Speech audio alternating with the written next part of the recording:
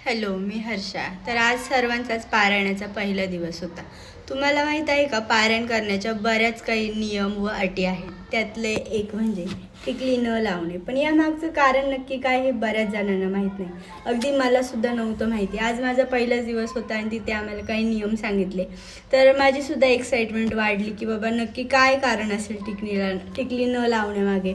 पण खरं तर टिकली नाही लावायची, पण हळदी कुंकू लावायचं आहे. तर टिकली न लावण्यामागचं कारण म्हणजे टिकली हे ब्युटी एनहान्स करण्याचं साधन आहे, म्हणजे आपलं सौंदर्य वाढवण्याचं साधन आहे. तर टिकली न लावता त्या जागी हळदी कुंकू लावायचे. त्याने काय होईल, तर हळदी कुंकू लावल्याने आपण जो ग्रंथ वाचतोय, आपण जे पारायणाचं वाचन करणार आहे त्याच्यावरती आपलं लक्ष केंद्रित व्हावं, आपण तो व्यवस्थितरित्या वाचावा, म्हणून आपण हळदी कुंकू लावायचे. आणि तसंच हळदी कुंकू हे मंगल आणि सौभाग्याचं प्रतीक आहे.